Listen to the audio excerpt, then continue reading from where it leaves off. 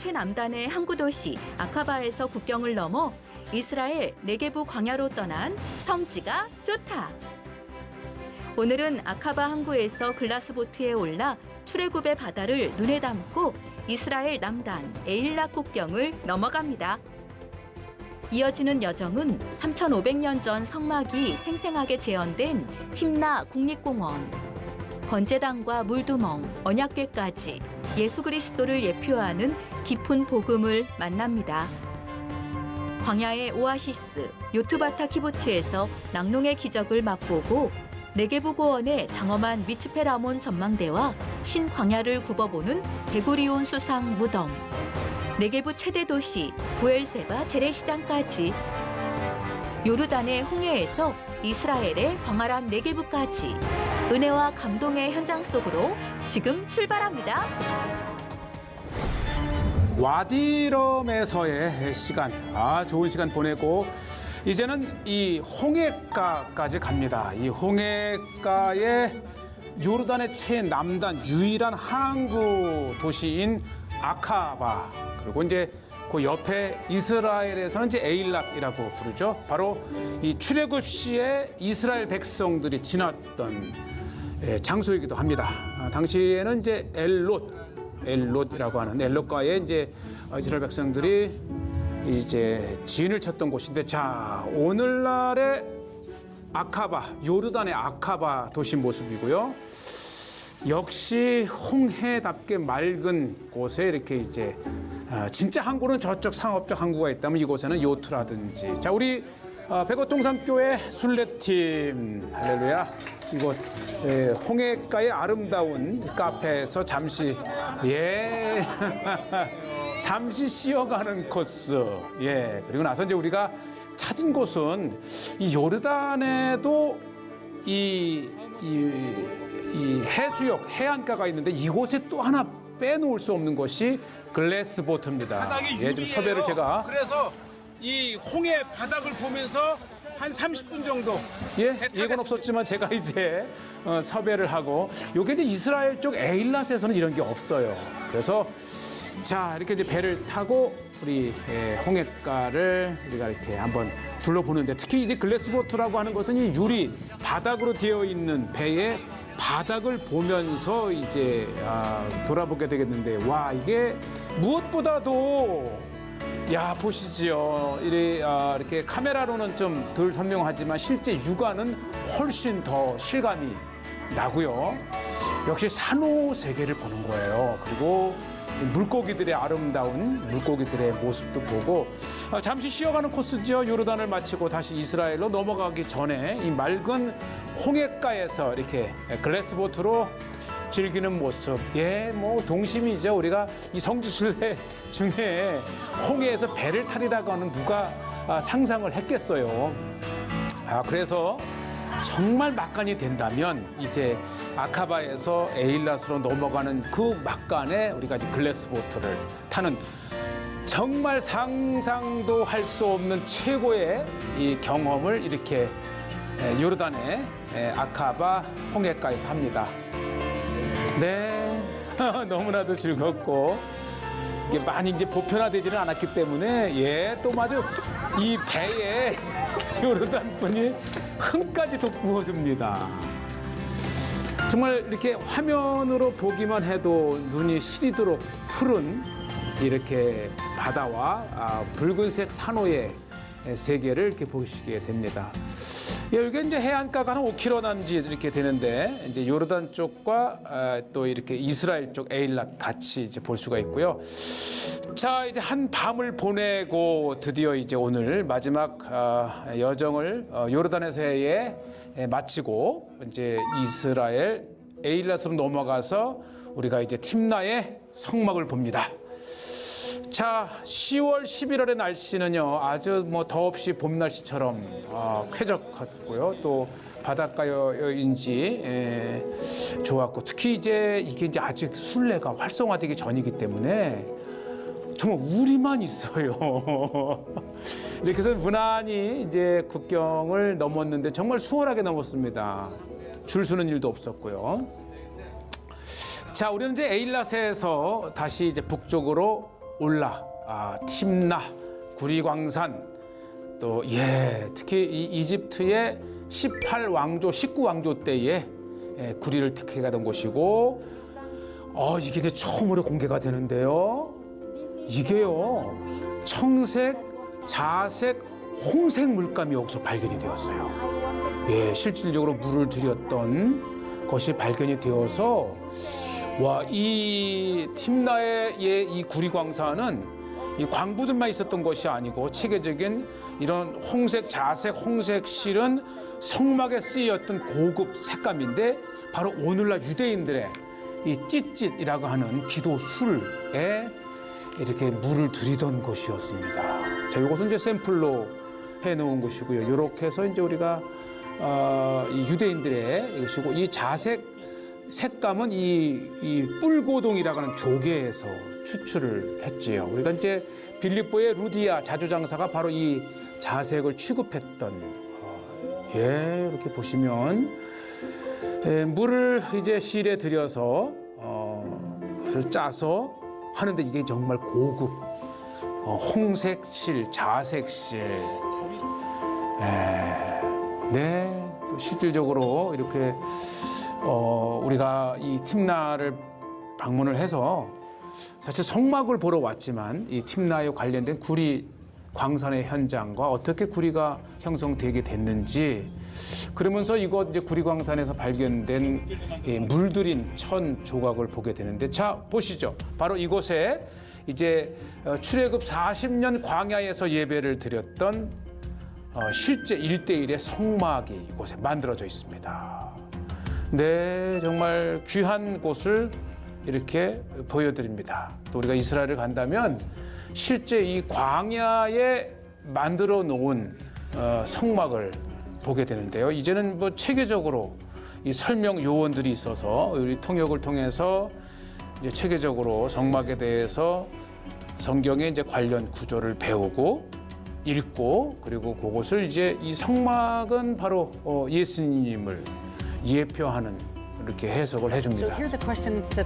그렇죠. 유대인들이지만 이제 메시아닉 유대인들, 즉 예수님을 믿는 유대인들이 이곳에 이렇게 성막과 예수님을 연결하기 위해서 사역의 일환으로 이렇게 만들었습니다. 자, 신비한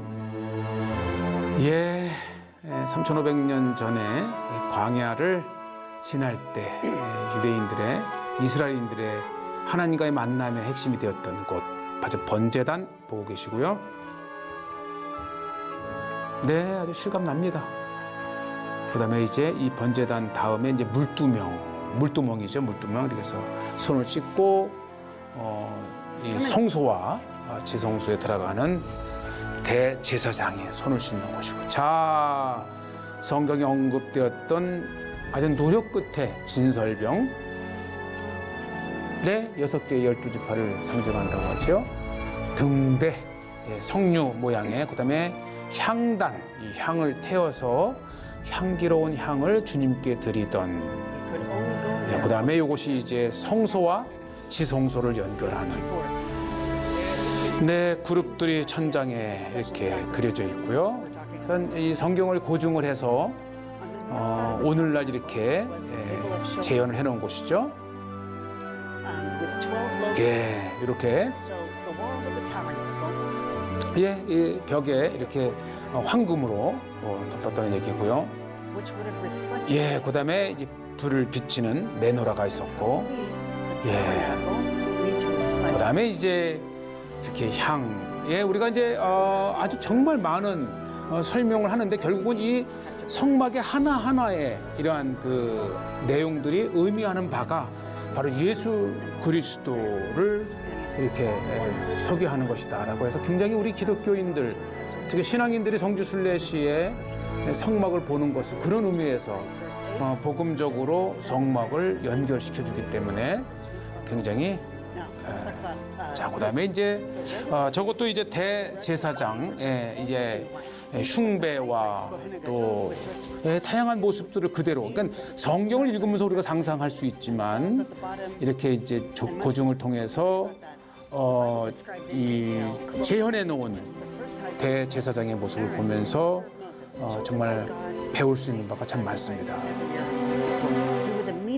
네, 바로 하나님과 인간 간의 중재자 역할을 했던 것이 대제사장인데 오늘날에는 바로 예수 그리스도가 죄인인 우리와 하나님과를 중재를 해서 결국은 이 성막 자체는 예수 그리스도의 오실 예수 그리스도를 의미한다 하는 것이죠. 야, 바로 이 지성소의 법궤 안에는 세 개의 있죠. 십계명과 아론의 쌍난지팡이와 만나가 있다고 하는 것. 자, 가장 설레이고 경건한 순간입니다. 이렇게 오늘날 우리가 학자들의 재구성과 노력 끝에 이렇게 법궤 안을 들여다볼 수 있는 은혜의 시대가 되었습니다. 십계명과 아론의 쌍난지팡이와 만나.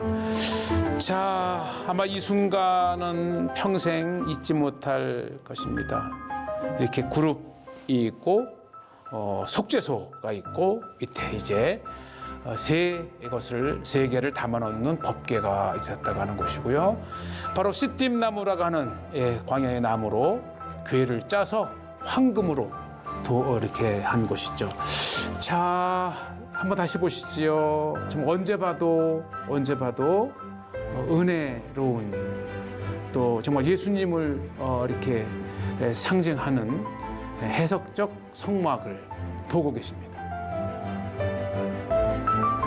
네, 우리가 성지 순례 중에 이 성막을 본다면 구약의 이 성막, 특히 대제사장, 대속죄일에 이 온 이스라엘 백성들의 죄를 대속하기 위해서 딱 한 번 지성소로 들어가는 그 대제사장이 바로 한 번의 죽으심으로, 한 번의 드림으로 영원히 우리의 죄를 사해 주셨다고 하는 예수님을 이렇게 상징하는 곳입니다. 네, 무엇보다도 이 성막이 실제 이스라엘 백성들이 지났던 그 광야에 세워졌다고 하는 것이고 시딤나무입니다. 네, 팀나 국립공원 구리광산에 만들어진 성막을 이렇게 둘러봤습니다. 자, 이제 우리는 다시 팀나를 떠나서 마침내 그 요트바타라고 하는 성경의 욤바다죠. 네, 광야의 오아시스와 같은 곳에 정말 유명하지 않습니까? 청정 이 광야에 이렇게 공동체를 만들어서 특히 우유로 유명합니다. 그리고 그 우유를 통해서 만든 초콜릿도 유명하고요. 예, 또 오릭스라고 하는 광야에 성경의 산양으로 나오죠. 네, 정말 지금은 이렇게 한산하지만 이 성지 순례객들이 반드시 지나는 이곳은 이렇게 1951년부터 특히 1957년에는 이제 국가적인 벤구리온 수상이 방문을 하면서 본격적으로 이스라엘의 가장 성공한 광야의 오아시스의 도시로 이렇게 됐고, 특히 이렇게 우유, 초콜릿, 아이스크림. 그래서 우리가 이제 에일랏을 오갈 때 꼭 한 번쯤은 둘러볼 만한 곳이기도 하고요. 예, 요트바타 산의 이 우유는 정말 이스라엘 전 지역에서 유명할 정도로 성공한 낙농업의 상징이 바로 요트바타. 자, 이제 아라바 광야를 타고 올라가는 중에 이곳은 그 이전 자료인데요. 이후죠. 12월에 정말 홍수가 났을 때 광야는 메마른 와디아 같은 곳이지만 일시에 비가 오면 이렇게 온 광야를 쓸려 보내고도 남을 만한 물이 지나가는 것을 보여줍니다. 네게부에 비가 오면 물이 넘쳐서 이제 사해로 흘러 들어가는데 이 물을 좀 보십시오. 이렇게 1년 내내 메마른 듯한 이 와디에 광야의 시내에 이렇게 물이 흐릅니다. 네, 정말 이 1년 내내 메마른 광야이지만 우기철인 겨울이 되면 이게 삽시에 물이 불어나고요. 보시죠. 이렇게 워낙 많은 물이 지나면서 정말 겨울철에는 그래서 이제 이 사해가를 달릴 때에 이렇게 길을 단속하는 경우가 많고요. 보시죠. 엄청난 토사가 길을 해서 이때 제가 12월에 정말 몇 시간을 기다리고 이스라엘 도로공사에서 길을 정비하고 난 후에야 이동을 했었다는 것을 자료로 보내드리고요. 자, 이스라엘의 절반에 해당하는 네게부 그 중심에 있는 미츠페 라몬을 찾아가는데 이렇게 네게부는 드라이브 자체가 정말 이 광야에서만 볼 수 있는 모습, 바란 광야의 나할 바란, 네게부에서도 가장 큰 긴 강이 바로 나할 바란인데 이렇게 지나면서 지금은 하지만 비가 오면 또 삽시에 불어난 물로 큰 강을 이루는 곳이 와디입니다. 자, 이제 미츠페 라몬에 들어와서 언덕 위로 올라가는데 지그자그로 이렇게 만들어진 길을 통해서 마침내 이렇게 미츠페 라몬 전망대에 도착을 했습니다. 네, 우리가 이제 이 미츠페 라몬은 이 이스라엘의 그랜드 캐년이라고 부를 정도로 정말 광활한 풍경을 볼 수 대단한 있는 곳으로 곳입니다. 오셨어요. 일명 이스라엘의 그랜드 캐년이라고 불리는 미츠페 라몬입니다. 그러니까 이 전체가 마치 이렇게 럭비공처럼 타원형을 그린 그 분화구와 같은 거예요. 그런데 화산에 의해서 형성된 게 아니고 이렇게 자연적으로 비가 오면서 빗물이 가면서 이 안을 파내서 흘러나가면서 생긴 분화구처럼 되어 있는 이렇게 편풍처럼 쭉 담벽이 되어 있죠. 그리고 저 건너편에 보면 건너편에도 저렇게 하나의 이 타원형을 그리면서 벽이 있고 그 안에 지금 움푹 파인 이 아래쪽을 보고 계신 거예요. 네, 정말 이스라엘에서 조금 시간이 된다면 꼭 미츠페 라몬을 한번 찾아볼 만합니다. 이 거대한 이 크레타가 5개가 있는데 그중 가장 큰 미츠페 라몬, 저 건너편과 하나의 산을 이루었던 것이 이제 패어나가면서 마치 화산이 폭발한 것 같은 분화구와 같은 이 크레타가 형성이 되어 있는데, 자, 미츠페 라몬을 찾은 백옷 동산교회 순례팀, 정말 이 성지순례 오신다면 꼭 한번 이렇게 미츠페 라몬을 방문할 것을 권하고요. 자, 이제 점심시간입니다. 우리가 모처럼 이스라엘에서 가장 자생적으로 유명한 이스라엘의 두 형제가 엄마에게서 3천만 원을 빌려서 연 카페가 지금 이스라엘 최고의 카페 체인점입니다. 네, 아로마를 가는 곳인데요. 네, 미츠페 라몬, 특히 이 아로마는 이제 이스라엘뿐만 아니라 이 미국과 유럽과 카나다까지 이렇게 뻗어나간 세계적인 카페 체인점으로 성장한 아주 중요한 게 벤처라고 볼 수 있지요. 해서 한번 방문해 볼 만하고, 왜 이 카페가 유명한지 직접 맛을 보면서 이제 우리가 차이점을 볼 수가 있습니다. 우리가 샌드위치를 주문을 했고요. 이 아로마의 에스프레소, 또 아로마의 아메리카노. 거기서 근데 요런 애들이 엄청 따라왔어요. 진짜 신기해요. 마라톤을 지키는 집사님, 이 순례 중에도 꼭 이렇게 마라톤 아침 저녁에 뛰시는 분, 요즘 건강 가장 있어요. 아주 좋아요. 연어와 소스 맛이 너무 잘 어울리는 우리 거예요. 사모님, 너무 맛있어요. 그리고 이제 이스라엘 전 지역의 특히 아로마의 고객 중에 하나가 군인들이거든요. 이렇게 자기 부대에 또 기념할 만한 스티커를 붙이는 곳, 이것을 하나하나 보는 것도 또 재미고요. 자, 이제 우리는 미츠페 라몬을 떠나서 북쪽 네겝으로 가는데요. 특히 이곳에 꼭 가봐야 될 곳이 신광야의 초대 건국의 아버지 벤구리온의 수상, 벤구리온 수상의 무덤인데요. 지나가는 길에 한번 둘렀습니다. 얼마나 자연적인지 산양들을 곳곳에서 볼 수가 있고요. 바로 이곳이 건국의 아버지 벤구리온 수상의 무덤. 이렇게 정말 광야를 사랑하고 광야 개척에 앞장섰던 부인 폴라와 함께 이렇게 있고, 바로 이 풍경입니다. 정말 아름다운 신광야의 모습. 이게 나할진이죠. 예. 네게부에서 미츠페 라몬과 함께 2대 경관 중에 하나가 바로 찐 광야입니다. 신광야. 나할진, 즉 신강. 가운데 강이 하나 흐르잖아요. 그래서 정말 최고의 전망을 가진 곳이 바로 신광야고, 이곳을 유명하게 만든 것은 바로 이곳의 벤구리온의 무덤입니다. 예, 그는 이제 광야를 젊은이들을 독려할 뿐만 아니라 스스로 그가 수상을 마친 후에는 아예 이곳에 와서 살면서 평생을 보낸 곳입니다. 광야가 내려다 보이는 이 언덕 위에 바로 이제 벤구리온의 무덤이 있습니다. 그리고 벤구리온이 산 스데보케르라고 하는 키부츠가 이렇게 있고요. 이 건국 운동을 주도해서 건국 이스라엘의 초대 수상을 맡았죠. 총리 수상을 맡았고, 최장기 수상을 거의 19년을 했으니까. 건국 직후에 정말 혼란스러운, 계속해서 전쟁, 인플레이션, 전 세계에서 이민자들의 행렬, 그 어려운 이스라엘을 다져놓은 이 네게부의 비전을 가진 사람이야.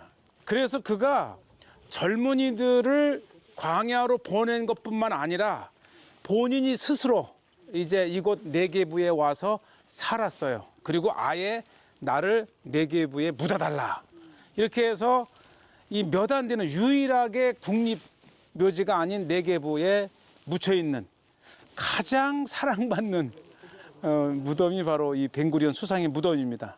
여기는 이제 부인 폴라 벤구리온, 그다음에 여기는 다비드 벤구리온에서 이렇게 무덤이 있습니다. 예, 정말 광야를 일깨운 분이세요. 네게부로 가라, 그곳에 진리가 있다. 네게부를 정복하지 않으면 그 광야에 우리가 정복당할 것이다. 이렇게 하면서 정말 건국 직후에 이 엄청난 땅의 네게부를 개발하고 국가 동력으로 삼은 직연이 있는 수상이었고요. 자, 이곳에는 이렇게 독수리 하나가, 이게 타이어잖아요. 폐타이어를 가지고 이렇게 작품을 만들었는데 한번 감상할 만하고요. 자, 우리는 이렇게 이제 네게부를 관통하면서 마침내 마지막 종착지 부엘셰바까지 가는데요. 이 부엘셰바는 네게부의 가장 큰 도시고, 특히 이 네게부에서 이 부엘셰바를 오게 되면 꼭 가는 곳이 이제 베두인 여기는 시장이죠. 네게부 지역 최대의 재래시장이에요. 부엘셰바. 그리고 이 메마른 네게부가 얼마나 엄청난 농업 생산지인지를 이곳에서 이제 볼 수가 있는 거예요. 좀 안으로 한번 들어가 볼게요. 네, 자 보시죠. 정말 거대하고 특히 야채가 유명한데요. 네, 지금은 이제 끝나는 시간이긴 하지만 그래도 일부 재래시장 과일 부지, 예, 보기만 해도 입맛이 도는, 특히 이스라엘 감이 유명하지 않습니까? 아프리카에 수출도 하잖아요. 요것이 이제 돌배처럼 생긴 배, 석류, 포도, 수박, 이렇게 해서 우리가 이제 이 광야를 지날 때에 네게부 최대 도시 부엘셰바의 총가물 재래시장에서 이렇게 과일 좀 사가지고 호텔로 들어가서 또 밤에 이렇게 드시는 것도 즐거움 중에 하나입니다. 자, 우리 이제 잔뜩 장을 보고, 자, 긴 여정 오늘 하루를 마쳐가면서 마침내 아라드의 인바로 호텔에 도착을 했습니다. 네, 성지순례시에 지나시는 분들 눈에 선하시지요? 또 성지순례를 오게 되면 주무실 곳이기도 합니다. 자, 마침내 아라드까지 왔습니다.